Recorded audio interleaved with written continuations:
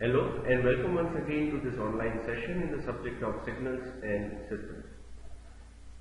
Currently we are discussing Z transform as a part of transform domain representation of signals and systems.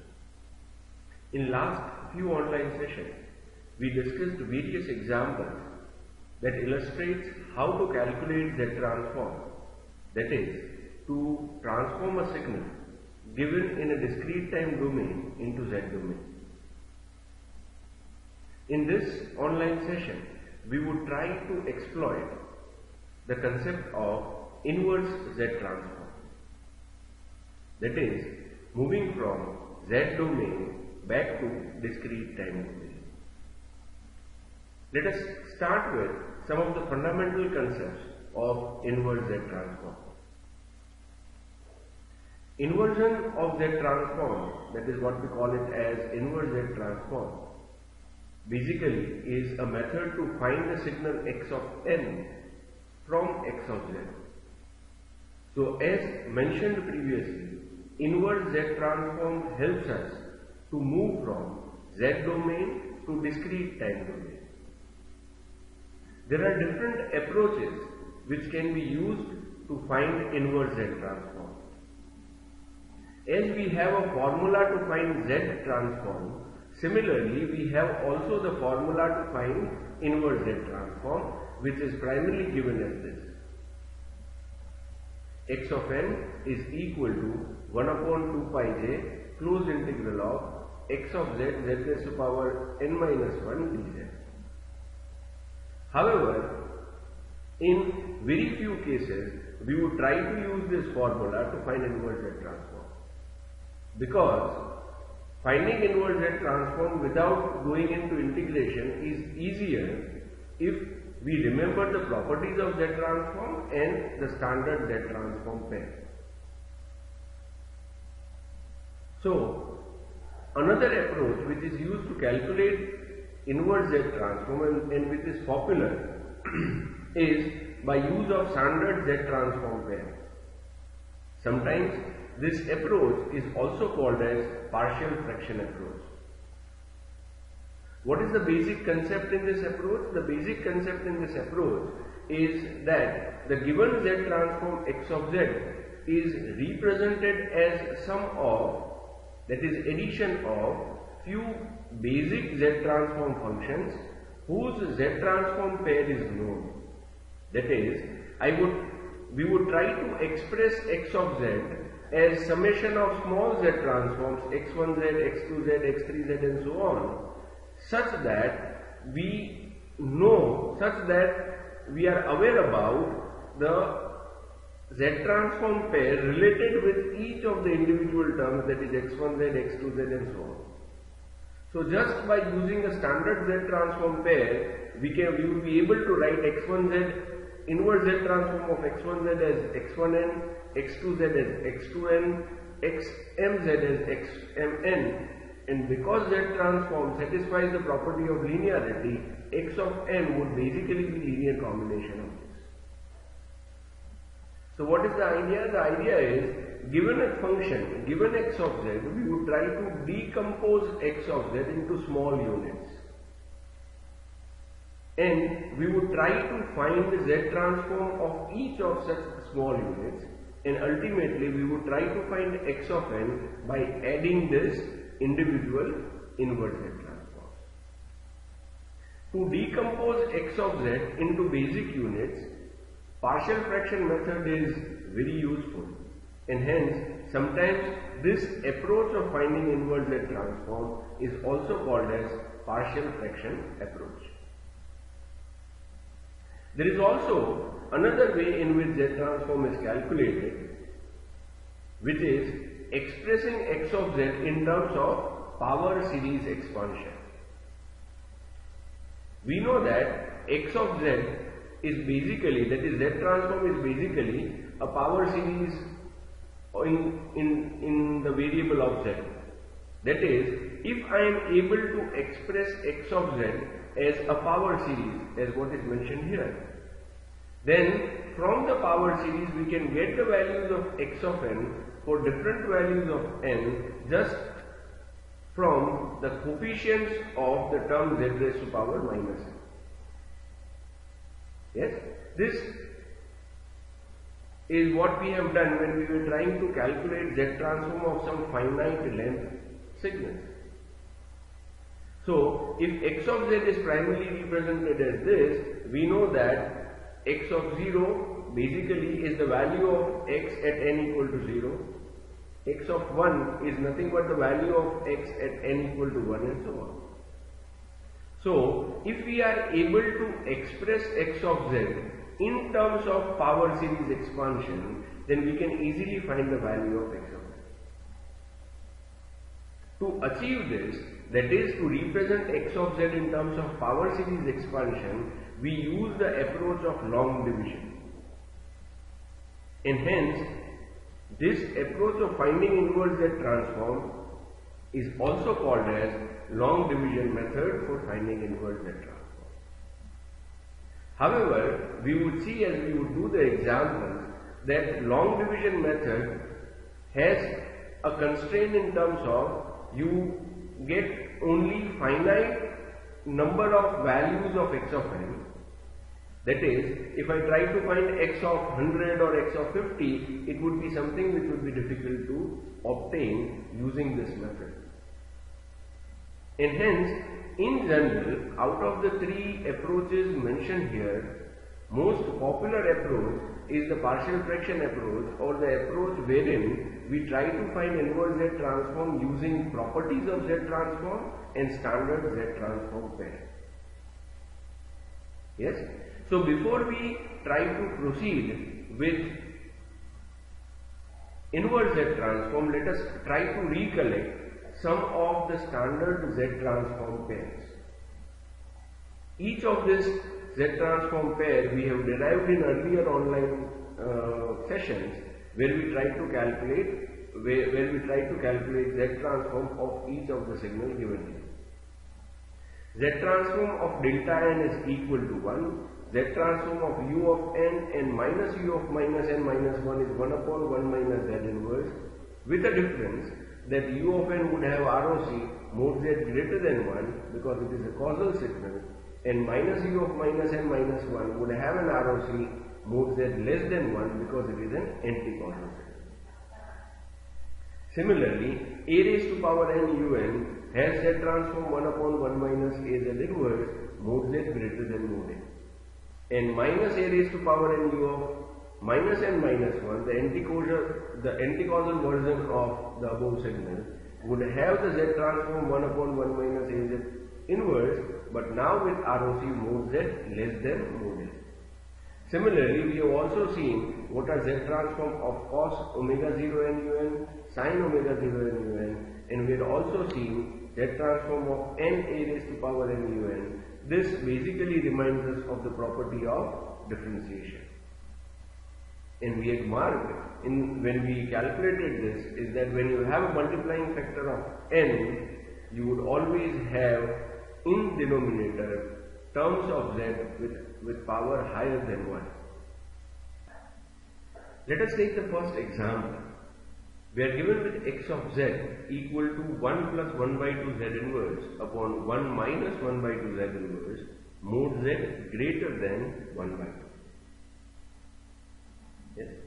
Now, if we consider this signal x of z, then we can express this x of z by distributing the denominator over each term of the numerator. That is, I have written this as 1 upon 1 minus 1 by 2 z inverse plus 1 by 2 z inverse upon 1 minus 1 by 2 z inverse. What I have simply done? What I have simply done is, I have distributed the denominator over each term of the numerator. That is, if you have something like a plus b divided by c, then you can always write it as a divided by c plus b divided by c. So this is my a, this is my b, and this is my c. So I have written a divided by c plus b divided by c. I think it should not be difficult to understand. Now, what is the intention of writing it like this? The intention of writing it like this is because such terms basically resembles one of our standard Z transform pair. Let us try to investigate that. Here we are given that the ROC of signal x of z is mod z greater than 1 by 2. Now when you have a term like mod z greater than mod A, it basically represents a causal signal. And hence I can remind myself of a standard Z transform pair like a raised to power n un has a Z transform 1 upon 1 minus a z inverse with mod z greater than mod n. So, if you try to see the first term that we have, is exactly similar to the term that we have on the RHS part of the standard relation.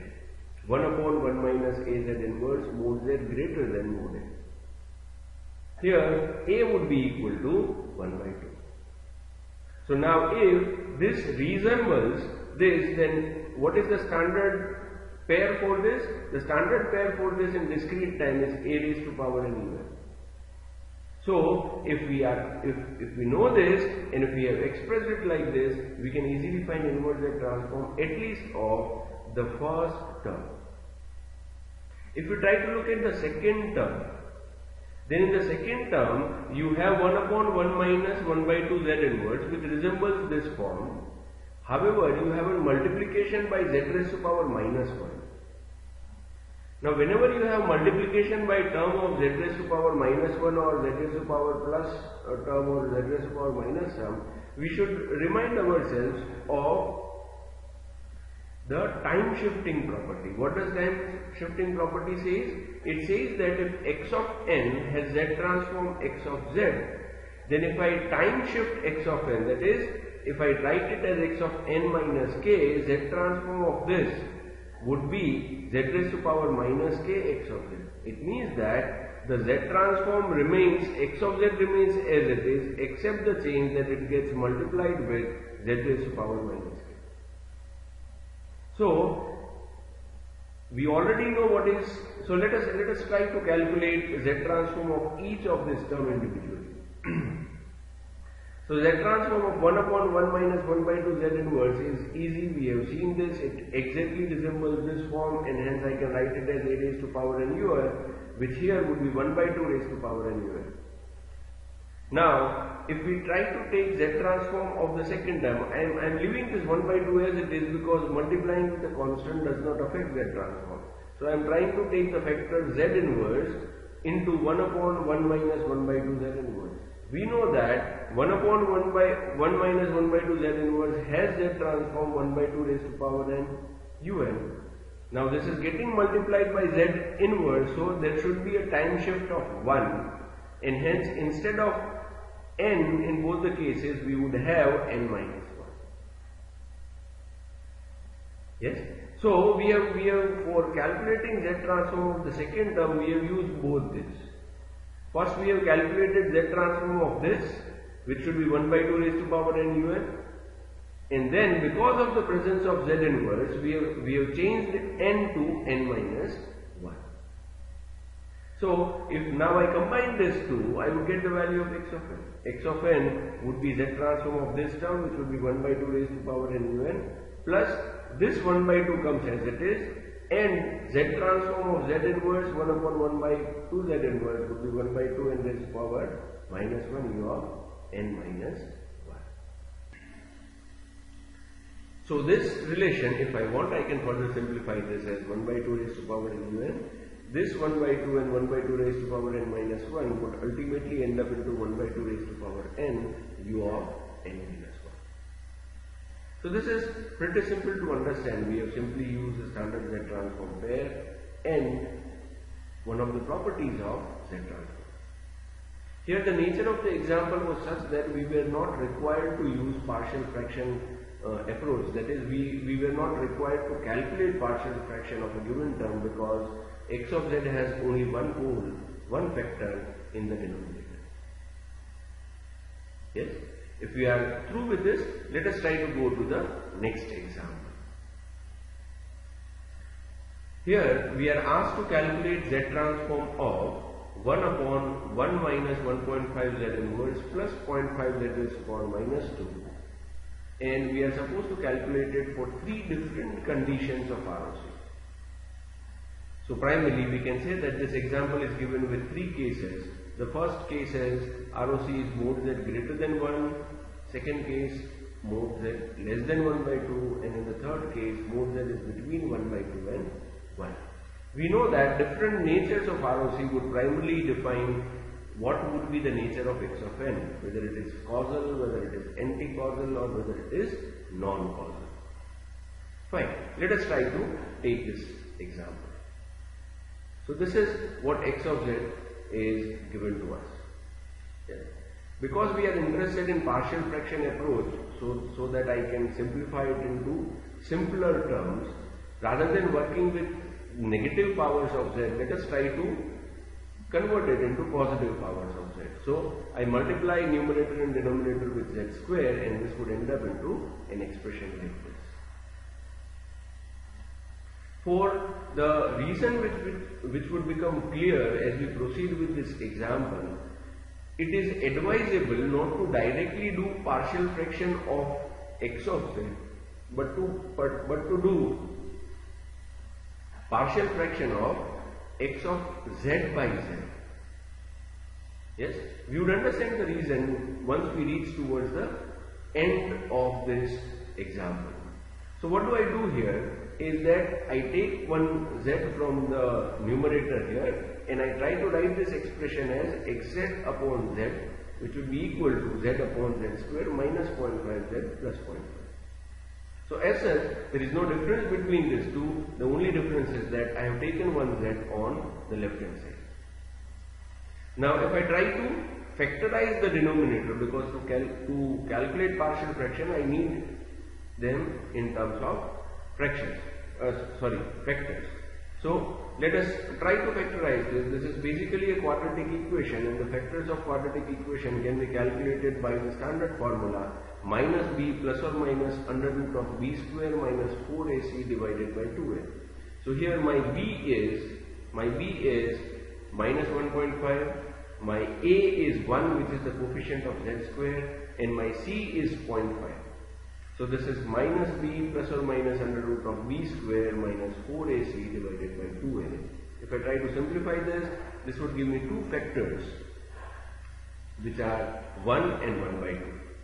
So x of z upon z can be expressed as z upon z minus 1 into z minus 1 by 2. Now to take partial fraction of the above expression, let us try to express this as a upon z minus 1 plus b upon z minus 1 by 2. So now what remains is to calculate the values of a and b.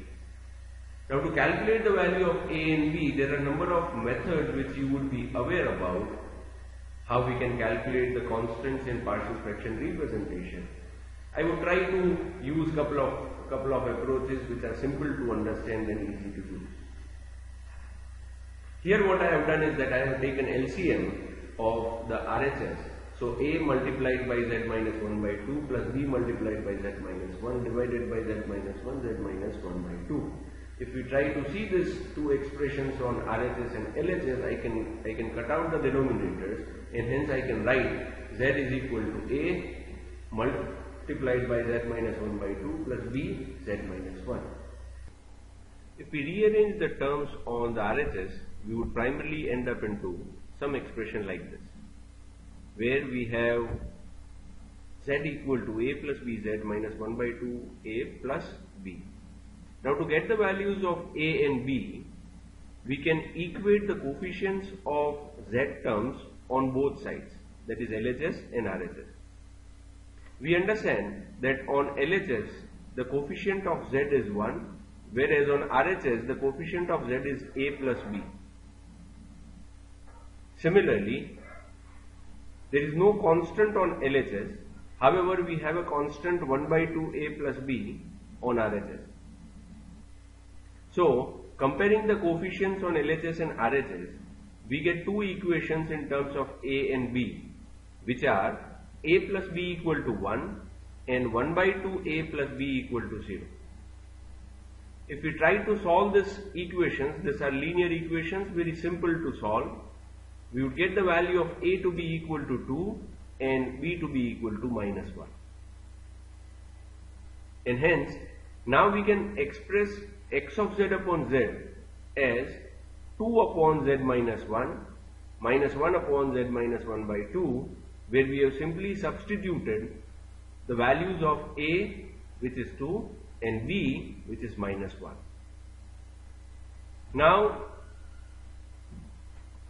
in this expression, let us try to bring this z, which is there on the LHS, as a part of x of z upon z on RHS side.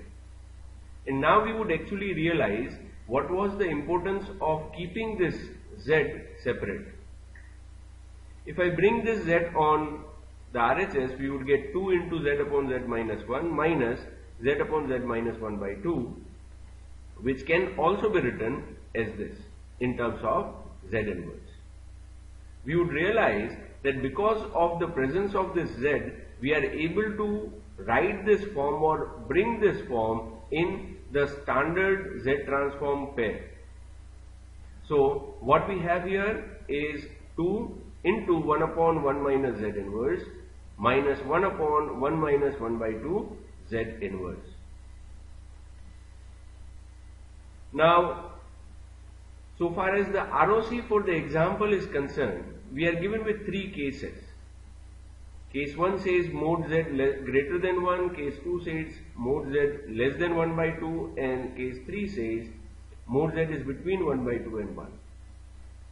Now, if you try to investigate each of the term in x of z, then the term 1 upon 1 minus z inverse can primarily have ROC either mod z less than 1 or mod z greater than 1. Yes? If it is mod z less than 1, it is basically an anti-causal signal. And if it is mod z greater than 1, it becomes a causal signal.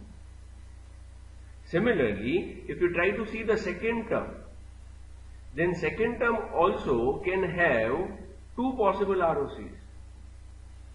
One is mod z less than 1 by 2, which would make the signal to be anti-causal, and mod z greater than 1 by 2, which would make the signal to be causal.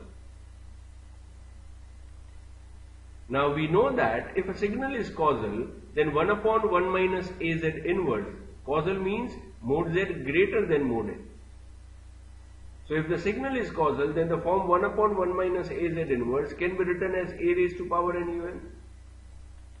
However, if the signal is anti-causal, that is mod z less than mod a, then 1 upon 1 minus az inverse would have the form minus a raised to power n u of minus n minus 1. So, the expression of x of z that we have obtained here, if I take inverse z transform of this, then depending upon the condition of ROC, I would either end up into a causal signal or would end up into an anti-causal signal whose standard z transform pairs are given here. So let us try to take the first case where mod z is greater than 1. Now if mod z is greater than 1, the first signal is primarily a causal signal, and for the second signal, for signal to be causal, mod z should be greater than 1 by 2. Now if something is greater than 1, it is certainly greater than 1 by 2. Understand this? If I say I have a condition mod z greater than 1, then anything which is greater than 1 is certainly greater than 1 by 2. And hence, the second signal also becomes causal. In that case, if I take inverse z transform, I would have to use the first standard z transform pair which is mentioned here, where my cursor is. So I can write this as 2 into a raised to power n un, which is nothing but 1 raised to power n un, minus 1 by 2 raised to power n un. Yes? For better clarity, let me explain this once again. Here the condition of ROC is mod z greater than 1, which primarily is a condition which represents causal signal. So if the signal is causal, the standard Z transform pair that I have to use is the first, where a raised to power n un gives us Z transform 1 upon 1 minus a Z inverse. So using the first standard Z transform pair, we are able to write x of n for this x of z. Right? If we want, we can further simplify this expression because un is common in both. I can write this as 2, 1 raised to power n in any case is 1. So 2 minus 1 by 2 raised to power n un. So this is the answer of inverse Z transform for case 1. The case 2 says mod Z is less than 1 by 2. Now when mod Z is less than 1 by 2, it represents an anti-causal signal. Understand that if mod Z is less than 1 by 2, then for the first term, if mod Z is less than 1, it has to be anti-causal. Now if something is less than 1 by 2, it certainly means that it is less than 1. It means that the first signal is anti-causal. Similarly, for the second signal, mod Z less than 1 by 2 makes it anti-causal. So both the signals or both the components of x of z basically represents an anti-causal signal. So for finding inverse Z transform in this case, we would have to use the second case where if I have 1 upon 1 minus a z inverse, its inverse Z transform would be minus a raised to power n u of minus n minus 1. So for the first term, I would write 2 as it is, and then I would write minus a raised to power n, which in this case would be 1 raised to power n u of minus n minus 1, minus again minus of a raised to power n, which is now 1 by 2 raised to power n u of minus n minus 1. If we want, we can simplify this further and we can write it like this. Yes. Having understood this, let us try to look at the third case where ROC is said to be between 1 by 2 and 1. So ROC is primarily in form of a ring. It is a region where mod Z is greater than 1 by 2, but it is less than 1. Now as mod Z is less than 1, the first term in x of z would primarily represent a anti-causal signal. And as mod z is greater than 1 by 2, the second term in x of z would primarily represent a causal signal.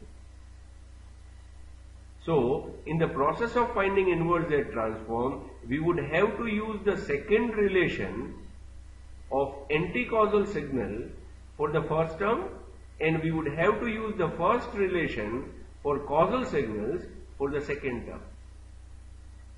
And hence, we would be able to write x of n as 2 into minus of a raised to power n u of minus n minus 1 for the first term, where a is equal to 1. And for the second term, it is simply a raised to power n u of n because it represents a causal signal. So it is simply 1 by 2 raised to power n un. Yes, this is one of the classic examples to make the concept of inverse Z transform in context with ROC clear. We identify that depending upon the nature of ROC, the same expression of Z transform gives us different discrete time signals. If required, you can take a pause here, you can go through the example once again, understand the concepts of ROC, understand that in relation with ROC, which standard Z transform pair we have used, and I am sure you will be able to understand this better. Let us try to go to the next example. Here x of z is given as 1 upon z minus 1 into z minus 2 whole square. the ROC given is mod z greater than 2, which primarily indicates that x of n is a causal signal. We would try to address this example using partial fraction method. So for partial fraction method, as we discussed in the previous example, it is beneficial to take partial fraction not of x of z but x of z by z.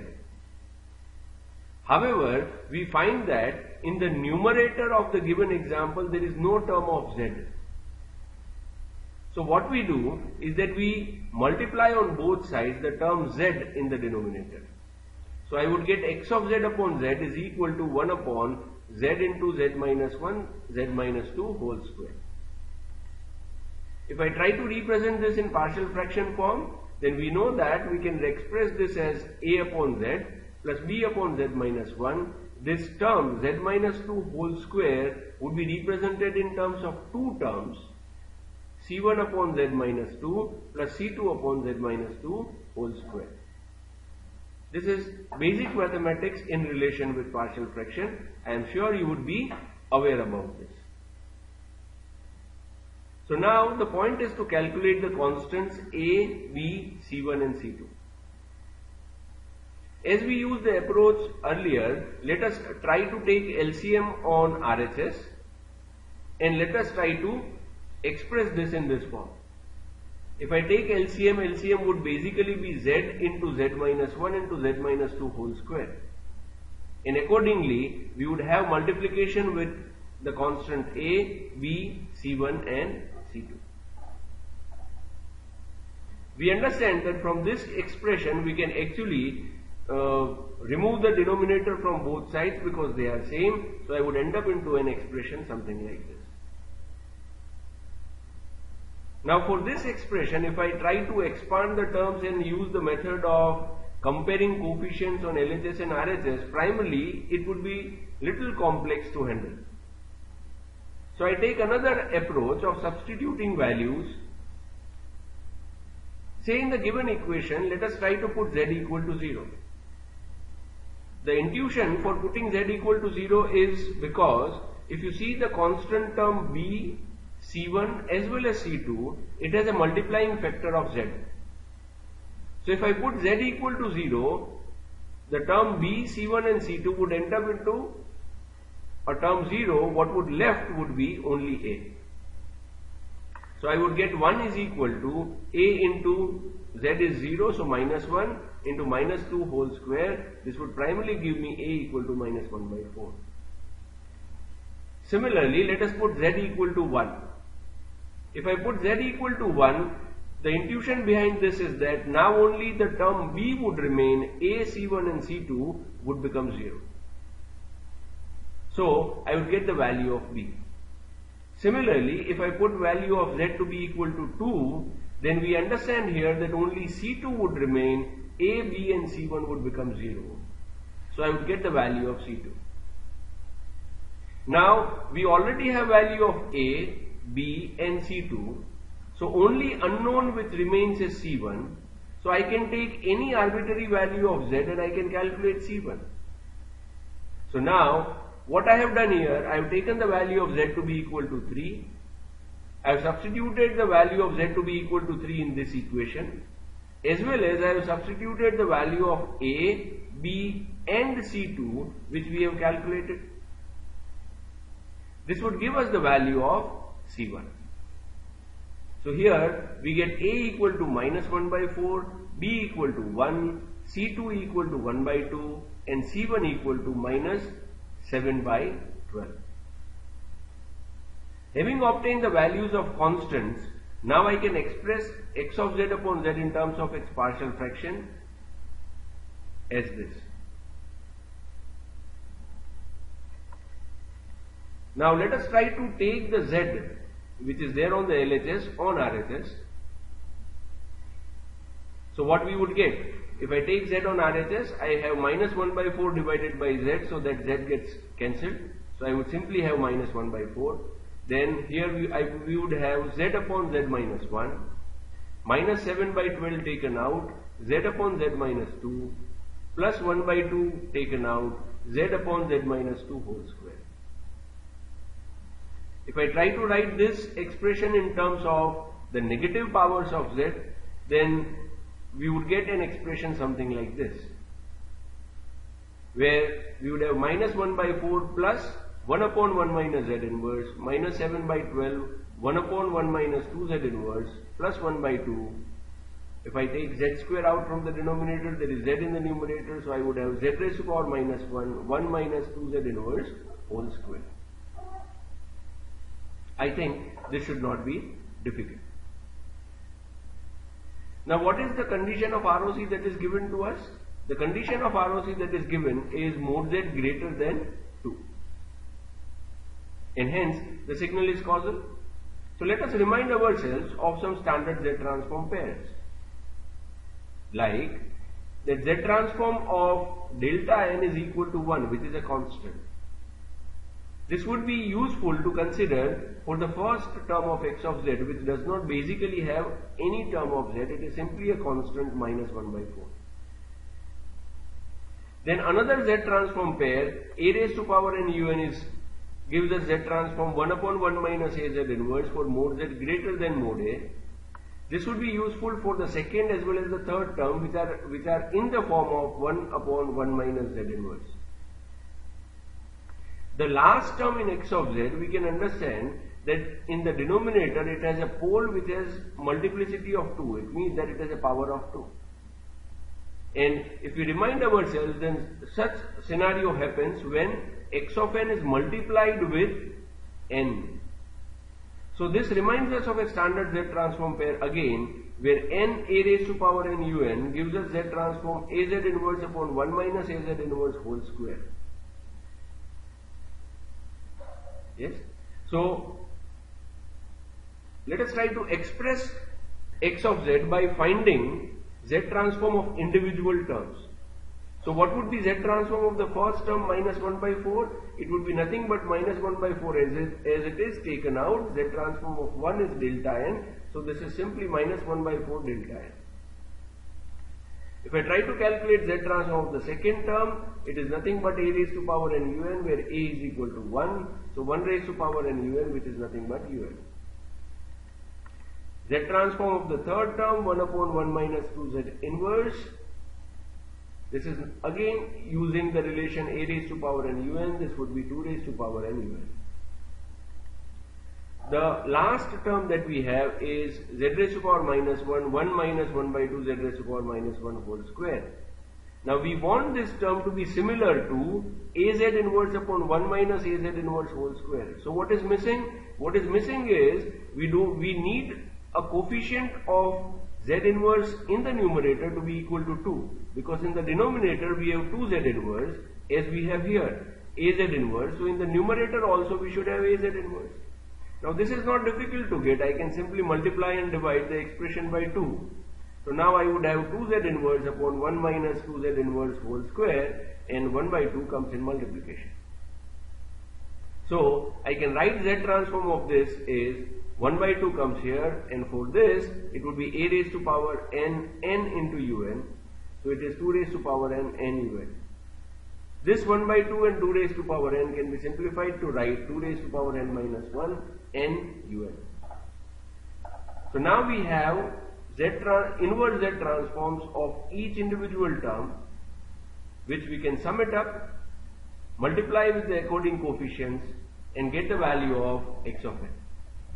So x of n would primarily be minus 1 by 4 delta n plus un minus 7 by 12 2 raised to power n un plus 1 by 2 2 raised to power n minus 1 n un. Yes?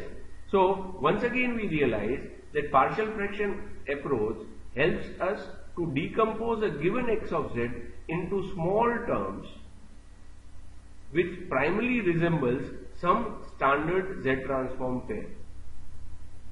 So actually, without using the formula of inverse Z transform, we are simply able to calculate inverse Z transform. With this, let us end this online session. I would request you to go through the examples that we have discussed here. Try to evaluate the examples by your own. I would also advise you to look at your text and try to solve more such examples on inverse Z transform. Thank you for joining this session. Thank you very much.